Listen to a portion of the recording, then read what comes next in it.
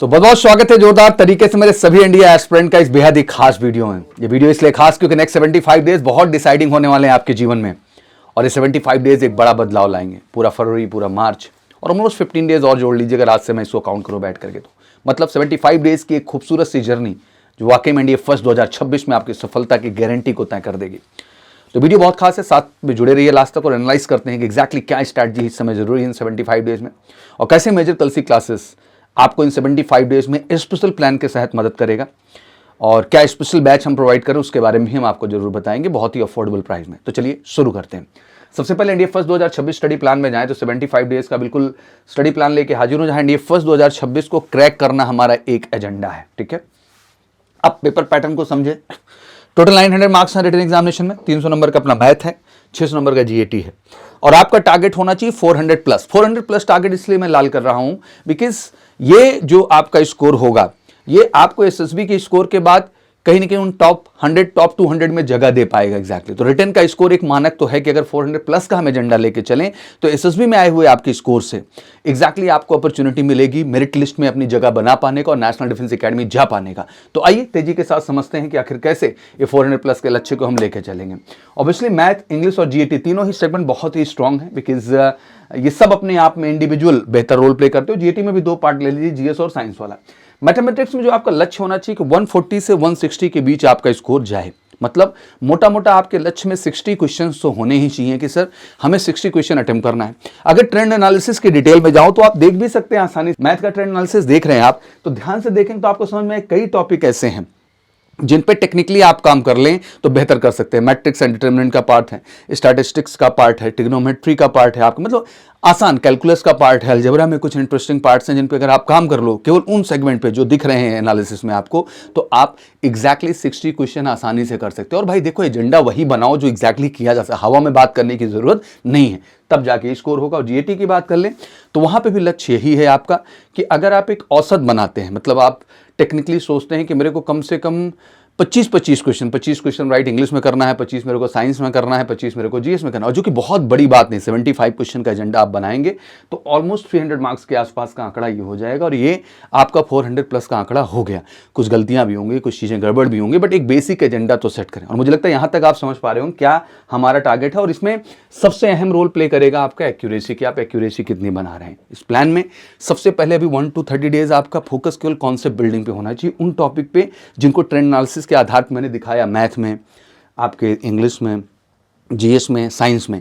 ये देखने के बाद अब आप डिसाइड कर लिए सबसे पहले कॉन्सेप्ट बिल्डिंग उन टॉपिक पे करते हैं जो एग्जैक्टली सबसे ज़्यादा क्वेश्चंस बना रहे हैं। फिर प्रैक्टिस पे आते हैं क्योंकि मल्टीपल प्रैक्टिसेस भी ज़रूरी हैं उन क्वेश्चंस पे जो एग्जैक्टली उन टॉपिक पे बेस्ड हों जो सबसे ज़्यादा पूछे जा रहे हैं। और फाइनली फिर रिवीजन मॉक टेस्ट तो अहम है ही, लास्ट के जो आपके 20 डेज हैं, मुझे लगता है मेन फोकस आपका उसी पार्ट पर होना चाहिए कि मल्टीपल मॉक दे के रिवाइज करके आप अपने आप को कॉन्फिडेंट बना सकें। फेज 1 में कॉन्सेप्ट बिल्डिंग में ऑब्वियसली मैथमेटिक्स है जिस पर 2 से ढाई घंटे 3 घंटे डेली दीजिए।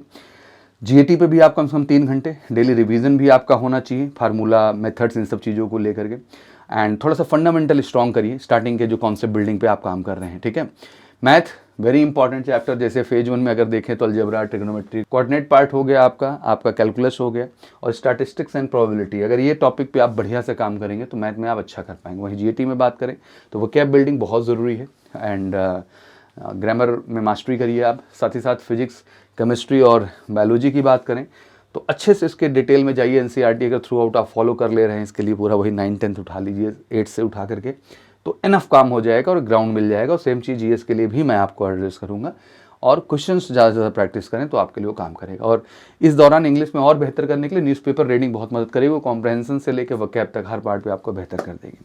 फेज 2 प्रैक्टिस एंड जो है स्ट्रेंथ की बात करें तो जितने भी पीवाईक्यूज़ हैं आपको स्पेशली उन टॉपिकों को मैं कहूँगा जिन टॉपिक से सबसे ज़्यादा क्वेश्चंस बन रहे हैं या जो आपके टारगेटेड टॉपिक हैं, उनके जितने पीवाईक्यूज़ हो सकते हैं कम से कम 10 साल का एजेंडा बनाइए, वीकली टेस्ट दीजिए, सेक्शन वाइज जीएटी भी प्रैक्टिस कर दीजिए, और अपनी हर एनालिसिस करिए प्रॉब्लम्स का, अंडरस्टैंडिंग का कि आखिर आप क्यों परफॉर्म नहीं कर पा रहे हैं एग्जैक्टली। मैथ फोकस फेज 2 में जो है सॉल्व पीवाईक्यू, जैसे मैंने बताया, मास्टर शॉर्ट ट्रिक्स जानिए, मिक्स प्रैक्टिस सेट करिए।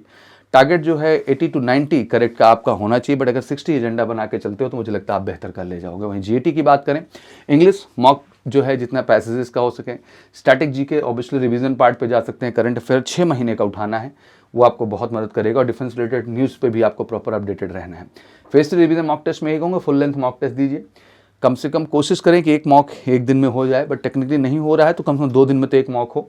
उसको कंप्लीट एनालाइज करिए और टाइम मैनेजमेंट समझिए कि उस टाइम के अंतराल में कितना एक्चुअल में क्वेश्चन कर पाए, और पूरी ईमानदारी के साथ करिए और एनालिसिस करिए और अपने वीक एरियाज को समझने की कोशिश करिए। जीटी को इग्नोर नहीं करना है, जो अक्सर आप कर देते हैं और यही कारण है फेल होने का। तो हर पार्ट इंपॉर्टेंट है और सब में मैंने बहुत डिमांड नहीं कर लिया है। रिवीजन ना होना, और रिवीजन ना होना रिकॉल वैल्यू को कम कर देना है आपका, और एग्जाम में कहीं ना कहीं समस्याप्रद हो जाता है। Mock without deep analysis, mock दे तो रहे हैं बट एनालिसिस ही नहीं कर रहे हैं एग्जैक्टली कि मैं कहाँ फंस रहा हूँ, कहाँ क्या कमी है।